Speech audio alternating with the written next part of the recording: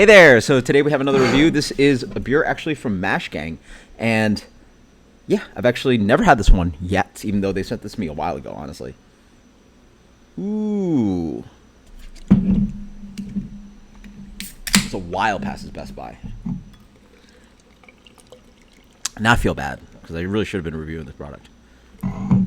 This is Mash Gang's Lesser Evil Dark Brew with chocolate and cherries, and it's actually a really interesting story. If you want to check out the interview, it's actually on Craft Beer and Brewing. And it's actually a British gentleman that started Mash Gang, even though this is produced actually in the States, out of Chicago and or Milwaukee. And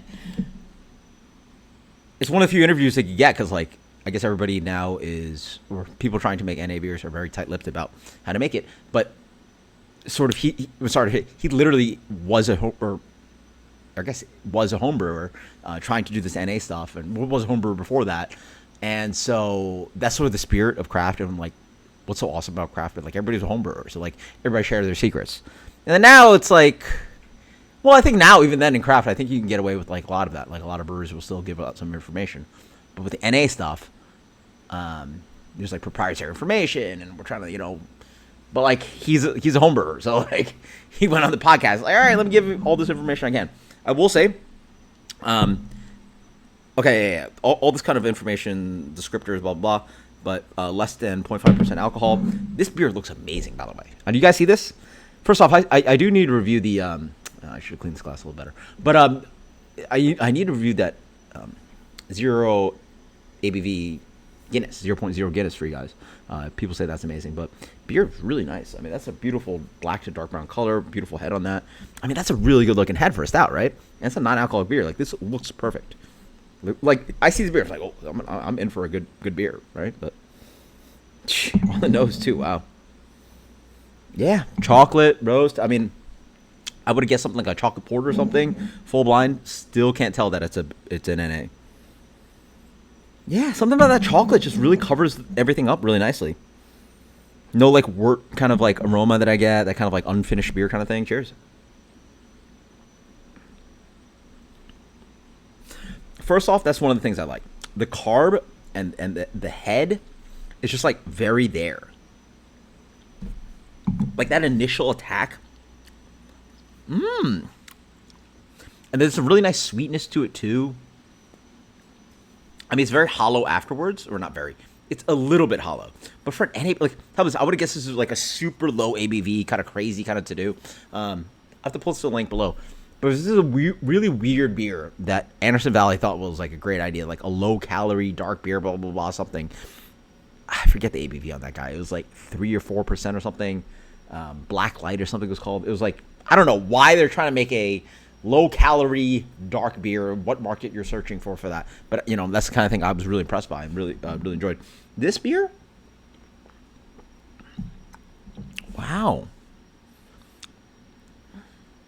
You get the sensation of beer up front because of the carb and the head and all that. And then it's got a richness up front, sweet, chocolate. It varies chocolate. It's very chocolatey. So you could immediately tell it's a chocolate beer of some sort. But then it's thin enough that you're like, maybe this beer's like a 2% beer, 3% beer, maybe a 3% beer. Yeah. I would have full blind probably guessed this was a 3% beer. This is a non-alcoholic beer. Shoot, I'm drinking the rest of this 4-pack. And I feel really bad that the Best Buy is actually like, the Best Buy was actually in December, and I probably should have opened this a lot earlier. But it tastes great. So what kind of descriptions it got here? Creamy, rich, exquisite, decadent, dark, chocolate dark brew, vanilla, creamy oats, spiked with a rather extravagant amount of sweet and sour cherry juice. No dairy in it. That's one of the tricks. Wheats and oats, and maltodextrin. Yeah.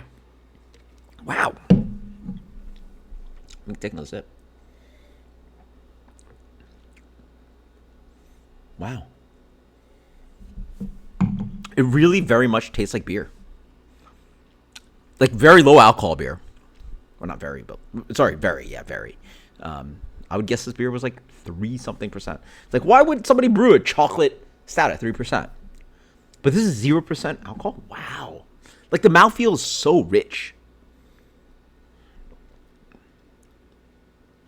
that has beer mouthfeel to it. And you're saying this is 0% alcohol? 0% alcohol, basically? That is insane. That beer is good.